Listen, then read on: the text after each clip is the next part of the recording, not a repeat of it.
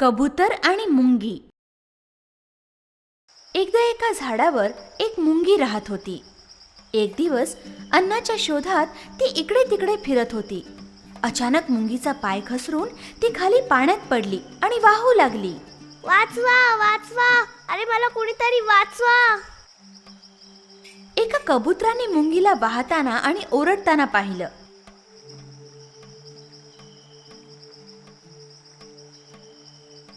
त्याने मुंगीची मदत करण्याचा निर्णय घेतला.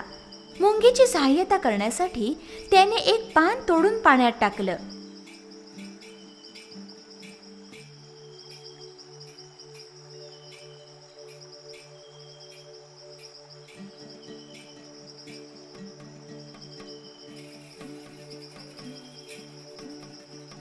पानावर चढून मुंगी किनाऱ्यावर आली. मुंगीने पाहिलं की कबुतराने तिची मदत केली आहे, म्हणून कबुतराचे आभार मानण्यासाठी ती झाडावर चढली.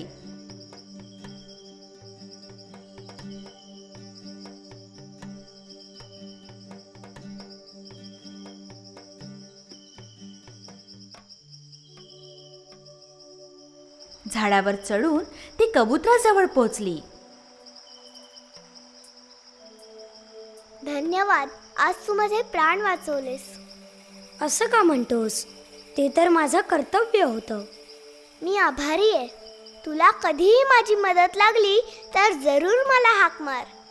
नक्कीच हाक मारीन. मी आज देवाचा खूप आभारी आहे. त्यानं मला तुझ्यासारखा मित्र दिला. दोघेही आपापल्या मार्गाने निघून गेले. दोघांचंही आयुष्य मोठ्या सुखात चाललं होतं. एक दिवस मुंगी आपलं जेवण घेऊन घरी जात होती.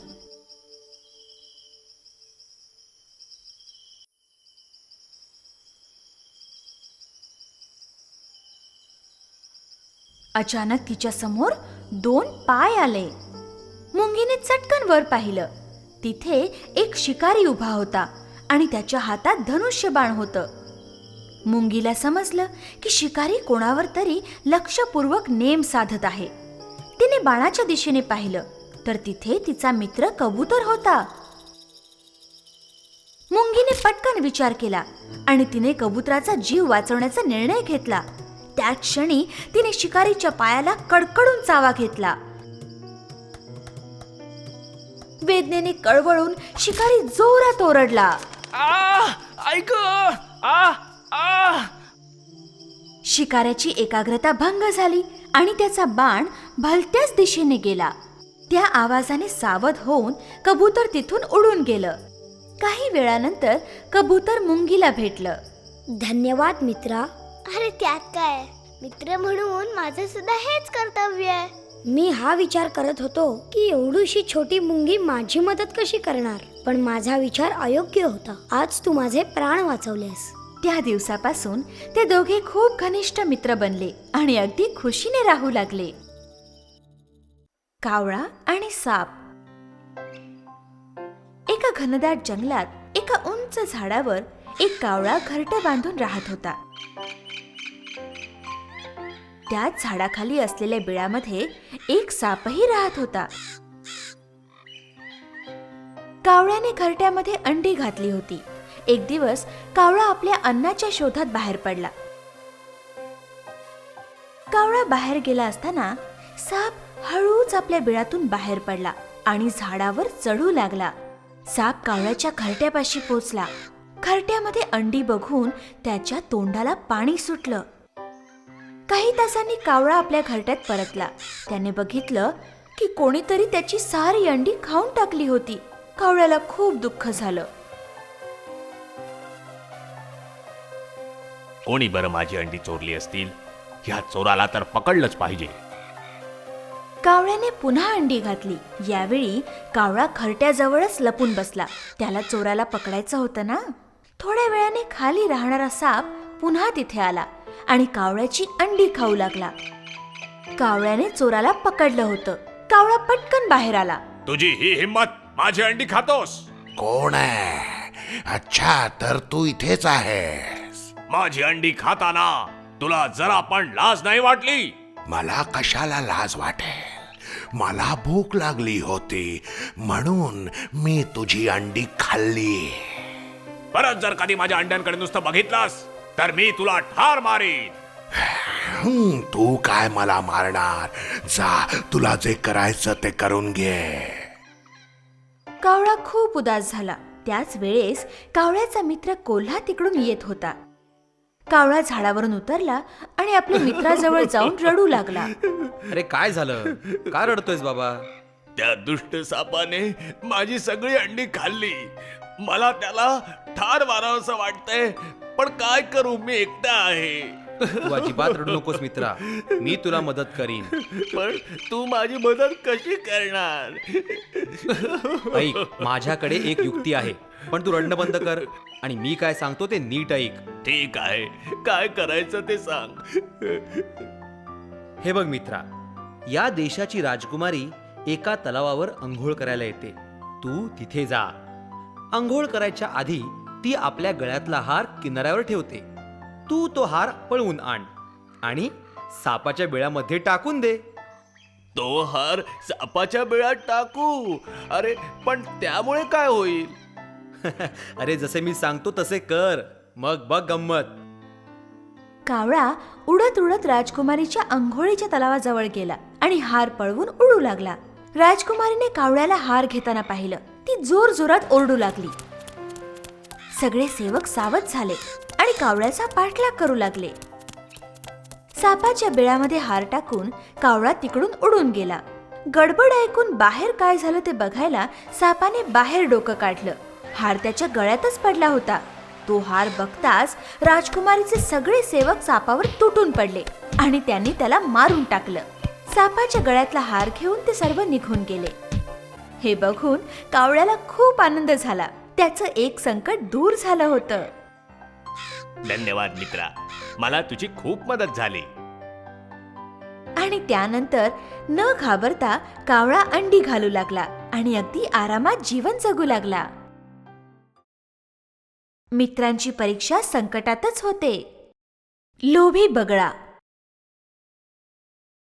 एका घनदाट जंगलात एक तलाव होता. त्याच्या किनाऱ्यावर एक बगळा राहत होता. त्या तलावामध्ये खूप मासे आणि इतर जलचर राहत होते. जेव्हा तो बगळा तरुण होता तेव्हा तो सहज शिकार करून चैनीत राहत होता. पण आता तो वृद्ध झाला होता. पूर्वीप्रमाणे सहजतेने मासे पकडू शकत नव्हता. बऱ्याचदा त्याला उपाशी राहावं लागत असे. एक दिवस तर त्याला एकही मासा मिळाला नाही. संध्याकाळी तलावाच्या किनारी तो भुकेने व्याकुळ होऊन जोरजोरात रडू लागला. तलावातील खेकडा आणि इतर माशांनी त्याला रडण्याचं कारण विचारलं. तेव्हा त्या धूर्त बगळ्याने त्यांना फसवायचं ठरवलं. माझ्या प्रिय मित्रांनो, मी तुम्हा सगळ्यांसाठी रडतोय. एका ज्योतिषानं मला सांगितलंय की हा तलाव लवकरच सुकून जाणार आहे. मग तुमच्या सगळ्यांचं काय बरं होईल? माझा सुद्धा जन्म इथेच झालाय, पण तुमच्या सगळ्यांच्या मरणाच्या कल्पनेनं मला खूप दुःख होत आहे. या चिंतेनं तर मी खाणं सुद्धा सोडून दिलंय. बिचारे भोळे मासे. बगळ्याचं बोलणं ऐकून ते खूपच घाबरून गेले आणि त्यांनी मदतीसाठी बगळ्याची विनवणी केली. ओ बगळे भाऊ, तुम्ही आमच्यापेक्षा खूप मोठे आहात, अनुभवी आहात. आम्हाला संकटातून वाचवा. धूर्त बगळा याच संधीची वाट बघत होता. तो मदत करायला लगेच तयार झाला. इथून दूर एक मोठा तलाव आहे. मी तुम्हा सगळ्यांना एक एक करून तिकडे पोचवीन. तुम्ही तिकडे सुरक्षित राहाल.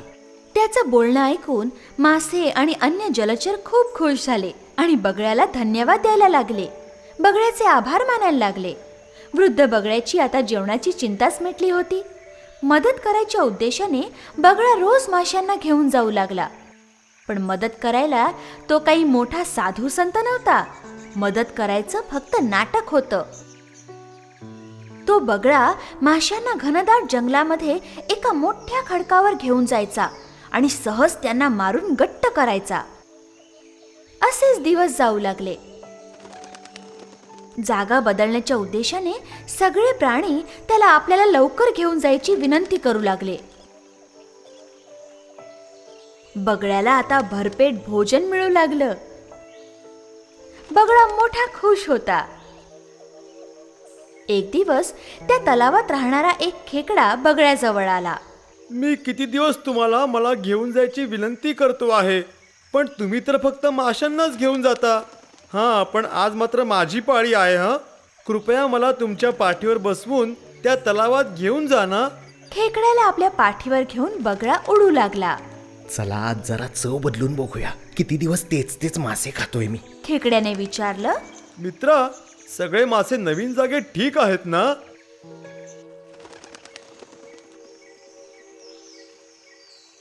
बगळा विचार करत होता. आता माझ्या पाठीवरून हा खेकडा कुठे पळणार आणि तलावापासून सुद्धा मी खूप दूर आलोय. चला याला सगळं सांगूनच टाकू. बगळा हसून त्याला म्हणाला. कसला तलाव बेटा? इकडं काही तलाव बिलाव नाहीये. तू अजिबात चिंता करू नकोस. सगळे मासे माझ्या पोटात सुरक्षित आहेत आणि तू सुद्धा आता माझं भक्ष्य बनायला तयार राहा. बगळ्याचा नीचपणा खेकड्याच्या लक्षात आला. त्याने बगळ्याची लांब मान आपल्या नांग्यांमध्ये धरून मोडून टाकली. तो धूर्त बगळा मरून पडला. खेकडा आता आपल्या तलावावर परत आला आणि बगळ्याची नीचता त्याने सगळ्यांना सांगितली. सगळ्यांनी खेकड्याची खूप प्रशंसा केली, त्याला धन्यवाद दिले. शत्रूच्या बोलण्यावर कधीही विश्वास ठेवू नये. मूर्ख गाढव. कोण्या एकेकाळची गोष्ट आहे.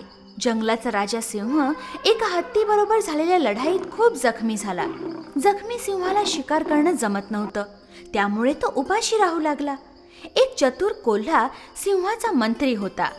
सिंहाचे शिकार न करण्यामुळे कोल्ह्याला सुद्धा उपाशी राहावं लागत होतं. एक दिवस, महाराज, आपण दोघेही उपाशी आहोत. तुम्हाला शिकार करणे जमत नाही. अजून असे काही दिवस चालले तर आपण दोघेही भुकेने मरून जाऊ. मंत्री, या अशा जखमी अवस्थेत मला शिकार करणं शक्य नाही. तू काहीही करून एखाद्या जनावराला गोड गोड बोलून फसवून इथे घेऊन ये. इकडे मी त्याला सहज मारू शकेन आणि मग आपण भरपूर खाऊ शकू. मी पूर्ण प्रयत्न करतो महाराज. कोल्हा तिथून एखाद्या प्राण्याला शोधायला निघाला. काही अंतरावर त्याने एका गोलमटोल गाढवाला पाहिलं. कोल्ह्याचे डोळे आनंदाने चमकले. तो गाढवाजवळ गेला. अरे मित्रा, कसा आहेस तू? कुठे होतास इतके दिवस? खूप दिवसानंतर बघतोय मी तुला आणि तू एवढा हडकुळा कसा काय झालायस? काय सांगू मित्रा, बघ ना कसा अगदी सुकून गेलोय मी. माझा मालक माझ्याकडून खूप काम करून घेतो, पण मला जेवायला मात्र एवढंच देतो. अरे रे, मला तर तुला बघूनच इतकी दया येत आहे. तू असं का नाही करत? माझ्या बरोबर जंगलात चलला. आमचा राजा खूप दयाळू आहे आणि हो, दरबारात एका मंत्र्याची जागा रिकामी आहे. अरे तू तर जंगलाची शान होशील. खरंच? पण मी तर गावातलं पाळीव जनावर आहे. मी जंगली जनावरांमध्ये कसा काय राहू शकेन? अरे तू चिंता कशाला करतो? सगळं काही माझ्यावर सोपव. तू चल तर खरं. बिचारं गाढव चतुर कोल्ह्याच्या बोलण्यात गुंतून जंगलात जायला तयार झालं. कोल्हा गाढवाला घेऊन सरळ सिंहाजवळ आला. गाढव पूर्णपणे जवळ यायच्या आधीच त्याने एक झेप घेतली आणि गाढवावर तुटून पडला. पण सिंहाचा नेम चुकला आणि घाबरून गाढव उलट पळू लागलं. जीव वाचवून गाढव तिथून पळून गेलं. सिंहाच्या घाईमुळे एक चांगली शिकार हातातून निघून गेली होती. कोल्हा नाराज झाला. सिंहालाही दुःख झालं, पण काय करणार? ही सगळी माझी चूक आहे मंत्री. जा, तू पुन्हा जाऊन त्याला आणायचा प्रयत्न कर. कोल्हा पुन्हा गाढवाला शोधायला निघाला. गाढवाला भेटताच कोल्ह्याने आश्चर्य व्यक्त केलं. अरे प्रिय मित्रा, काय झालं? तू पळालास का तिथून? सिंह महाराज तर खूप खुश झाले होते आणि तुझे स्वागत करायला तुला मिठी मारायला आले होते. मूर्ख गाढव. पुन्हा त्या धूर्त कोल्ह्याच्या बोलण्यात आलं आणि सिंहाला भेटायला पुन्हा एकदा कोल्ह्याबरोबर निघालं. यावेळेस सिंह खूपच सावध होता. त्याने गाढव पूर्णपणे जवळ याची वाट पाहिली आणि मग एक जोरदार गर्जना करून झेप घेतली. कोल्हा आणि सिंह खूप खुश झाले आणि बिचारं गाढव सिंहाची शिकार बनलं. सिंह गाढवाचं मांस खाण्यास सुरुवात करणार इतक्यात, महाराज, मला माहित आहे की तुम्ही खूप भुकेले आहात, परंतु खाण्याच्या आधी तुम्ही आंघोळ करून घ्यावी असे मला वाटते. सिंहाला हा विचार पटला. बरेच दिवसात त्यानेही आंघोळ केली नव्हती. सिंह स्नान करायला नदीच्या दिशेने गेला. सिंह तिथून गेल्यावर कोल्ह्याने पटकन गाढवाचा मेंदू खाऊन टाकला.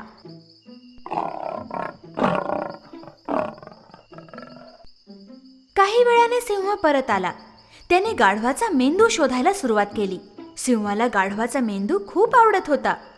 जेव्हा शोधूनही मेंदू कुठे दिसेना तेव्हा सिंहाने जोरात गर्जना केली.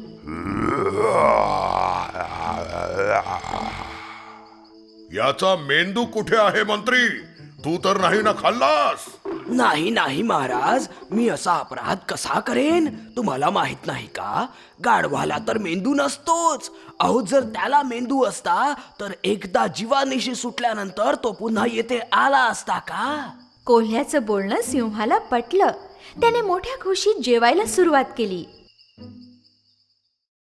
शत्रूच्या बोलण्यावर कधीही विश्वास ठेवू नये. मूर्ख ब्राह्मण. एका गावात गार्गया नावाचा एक ब्राह्मण राहत होता. भगवान शंकरांना प्रसन्न करण्यासाठी जंगलामध्ये त्यानं तप केलं. त्याच्या तपश्चर्येनं प्रसन्न होऊन भगवान शंकर स्वतः त्याच्यासमोर प्रकट झाले. हे ब्राह्मण, तुझ्या भक्तीने मी प्रसन्न झालो. वर माग. आपण मला संजीवनी द्यावी, जिच्यामुळे मी कोणत्याही मेलेल्या व्यक्तीला जिवंत करू शकेन. भगवान शंकरांनी त्याला एक हिरवी वनस्पती दिली. ज्या वेळेला तुला मृत शरीरात प्राण फुंकायचे असतील तेव्हा या वनस्पतीचा रस तू त्या मृत शरीराला लाव. ते मृत शरीर पुन्हा जिवंत होईल. त्याचप्रमाणे ही वनस्पती कधीही नष्ट होणार नाही. एवढं बोलून भगवान शंकर अदृश्य झाले. गार्गया मोठ्या खुशीत आपल्या गावाला जायला निघाला. या संजीवनीने मी माझ्या गावातलं मृत्यूचं भय दूर करेन. यापुढे कोणीही दुःखी होणार नाही. सगळ्या गावात माझं महत्व वाढेल. पण अचानक त्याच्या मनात शंका आली. अरे, भगवंतांनी गंमत तर केली नाही ना? ही संजीवनीच आहे ना, की एखादी मामूली वनस्पती? इतक्यात रस्त्यात त्याला एका मोठ्या वाघाचं मृत शरीर दिसलं. चला, या जनावरावर ह्या वनस्पतीचा प्रयोग करून बघावा. काहीही विचार न करता त्याने संजीवनीतली काही पानं आपल्या हातावर रगडून त्याचा रस त्या मेलेल्या वाघाला लावला. आणि काय आश्चर्य, तो वाघ जिवंत झाला. मला खूप भूक लागली आहे. अरे वा, हे तर संजीवनीच आहे. वाघ जिवंत झालाय. पण अचानक वाघानं जोरदार गर्जना केली. अरे बापरे, हे मी काय केलं? चला पळूया, जीव वाचवूया. पण तोपर्यंत वाघानं त्याला बघितलं होतं. एका झेपेत वाघानं त्याला जमिनीवर लोळवलं आणि त्या मूर्ख ब्राह्मणाचा अंत झाला. काहीही विचार न करता केलेलं काम आत्मघातकी ठरू शकतं.